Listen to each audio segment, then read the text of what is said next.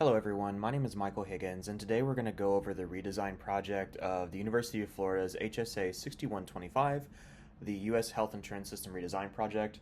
This is a very interesting course. It is a graduate level course which presents some of its own unique challenges in terms of adapting, but it definitely is doable and is something that we should do. So before we begin to that, we're going to go over and we're going to give you a little bit of an, I'm going to give you, I guess, a little bit of an overview of the presentation, the project, and then we're going to go into some of the details. So to so today we're going to discuss the reasons for selecting the course redesign and why I picked this for this particular project. We're going to review the differences between the face-to-face course and the new online course, explore factors for consideration in the new course design process, and discuss the 3-hour demonstration and required course technologies, talk a little bit about accessibility, and review the general conversion steps for the course itself. So before we get into that, we're going to discuss some of the reasons why I selected this course for the redesign. The first reason why is because the United States is the only high-income country without universal health insurance for its people. We stand alone in that. The Commonwealth Fund in 2023 did an entire report on it. It's a very interesting read. This comes with a myriad of problems associated with premiums, access to care, network issues, and complexity overall of the system. One of the major barriers to this is going to be the health insurance literacy in the United States. Health insurance literacy or lack thereof really does impede health insurance enrollment, especially among people who would qualify for things like Marketplace or Medicaid, but simply don't because they don't know those resources are available to them, or they pick a plan that is below their needs for them and their families. The lack of health insurance and lack of health insurance literacy disproportionately affects marginalized communities, in particular people who are in low income brackets. And allowing for public access of this course would directly address a lot of these concerns, especially if it was constructed using, if we construct the course using UDL design principles, which we'll get into how we're going to implement that in later slides. So we're going to discuss the differences between the face-to-face course and the new redesigned virtual course. So the face-to-face course contains several activities that are constructed specifically for the physical classroom as well as face-to-face interaction. So this includes lectures, textbook readings, and discussions in class, research papers, a large project, and a presentation component. There are no multiple choice assessments included. When you go and look at the syllabus for this course and the assignment list for this course, no multiple choice assessments exist for the face-to-face. And that's a really important distinction from the face-to-face course versus the online course, and we'll get into that in a minute. So the redesigned online course has two important redesign types.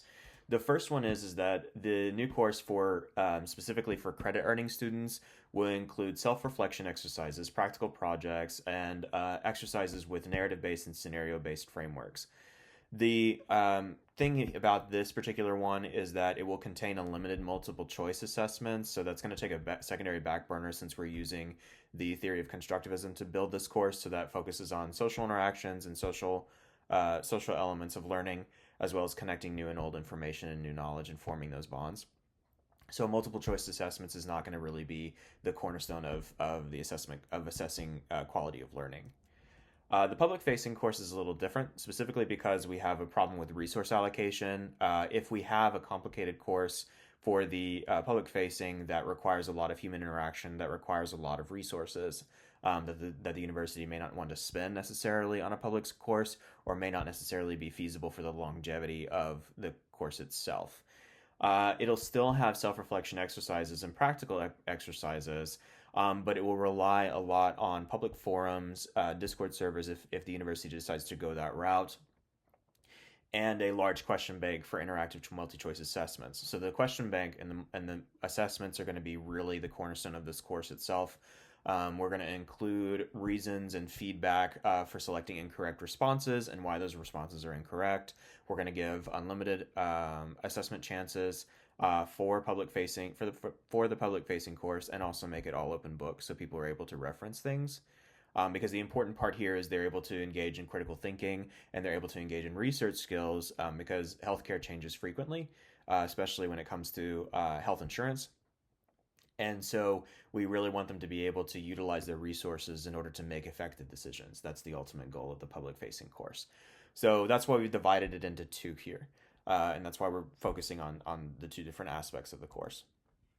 The public facing courses, like I mentioned, will either have their own Discord servers or message forums for social interactions among learners. So this sort of helps fulfill that constructivist requirement of social learning, as well as the real world, real life scenarios that are built into the exercises overall.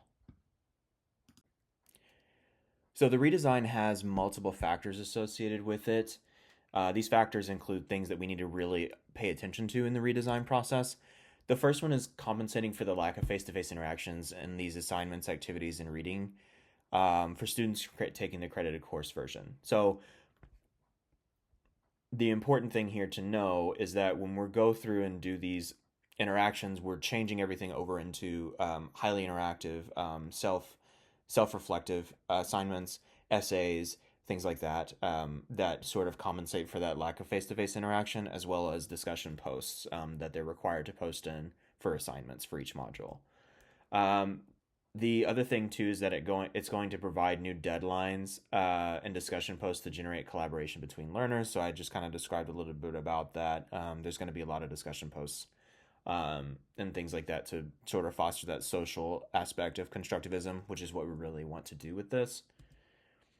And the other thing too is kind of transitioning activities as for the public course specifically, transitioning activities and curriculum built for that face-to-face model to an asynchronous and automated grading format. So that way the university doesn't have to spend a whole lot of resources on the public-facing course as far as grading and as far as quality control in real time.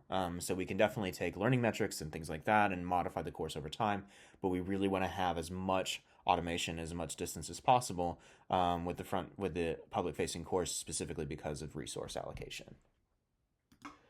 Okay, so now we're going to get into a little bit about the like a sample of the credit facing course. The learning materials for this demonstration are definitely reflective of the overall course design. So this is a great sample of what the course in its entirety will entail. The literature will be public access, so anything that is available to everyone will be for both the redesigned course that's credited and the course that's public facing.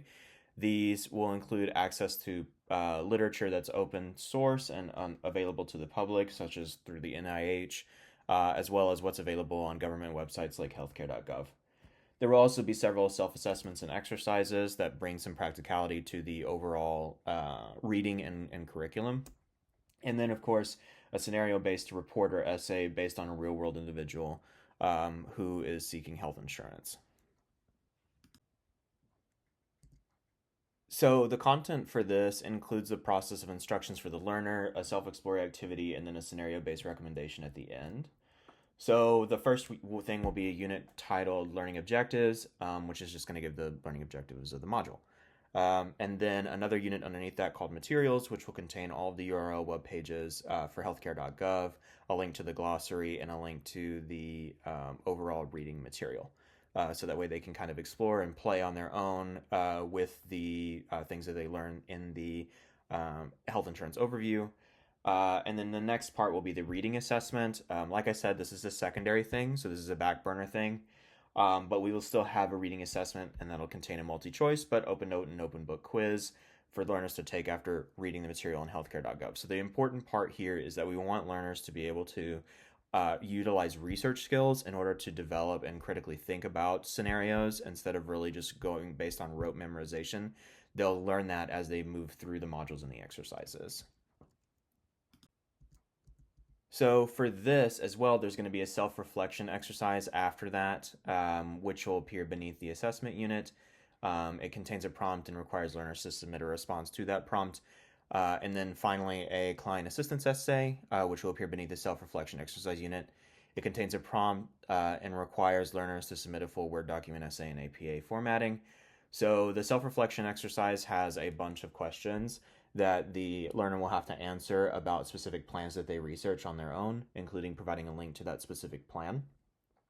It asks them to identify things like premiums, copays, networks, things like that.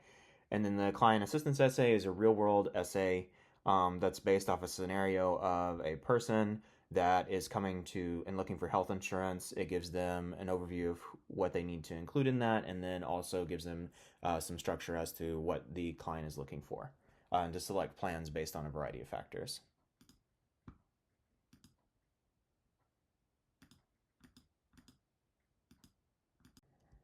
So very briefly, there are two things that we need to talk about. The first one is assessment tools, and the second one is assessment criteria.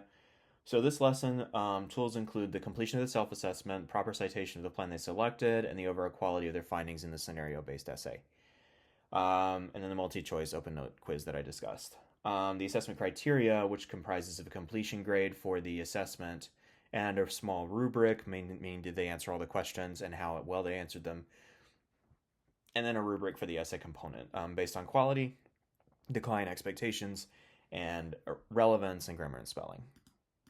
So the technologies required for both the public facing and for the online credited course is really pretty rudimentary, pretty basic. So when you look at it, you're looking at something with an electronic device. So some sort of electronic device with internet capabilities, phone, tablet, computer, desktop, things like that. Access to Canvas LMS, as well as the online app that you can download to mobile devices.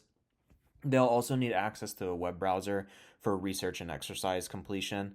A word processor is definitely recommended, but is required for the credited course because of the essays and the discussion posts. If the university decides to use a Discord server for their public-facing course, they must have access, the learner must have access to Discord and have a Discord account. So those are the requirements. So it's pretty basic, and it's pretty universal and can be reached by anyone. The objective is to have it reached by anyone who has a electronic device. So in order to provide accessibility, especially for the public-facing course, we're going to use the UDL guidelines, which stands for Universal Design for Learning, which is done by CAS. This one in particular is 2024. It's going to include things like autonomous design, which allows learners to, in the public-facing course at least, pick and choose what modules they work on. So at one point they could work on healthcare vocabulary. On the other side, they can work on Medicare, if that's something important to them, Medicare Part A and B, things like that. So they can move around.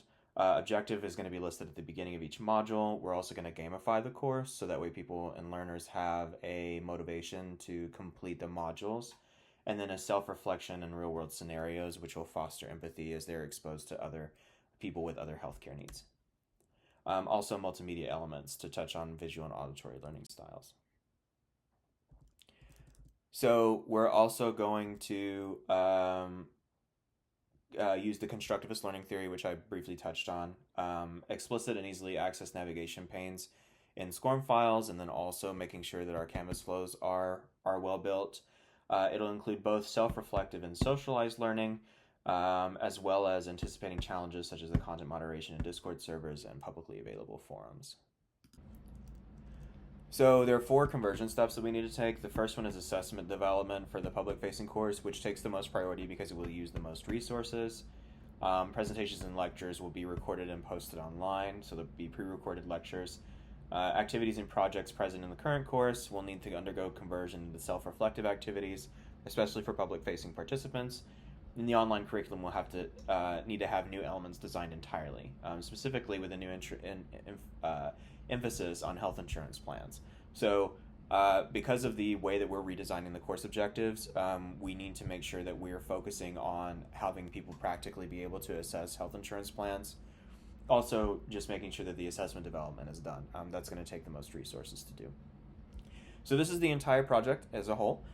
There are references attached, which I'll get to the next slide. I thank you very much for paying attention, and for if you did pay attention, and thank you very much for listening to my entire course presentation. I really appreciate it, and hope that this really does help impact people within the university as well as everyone else in the public.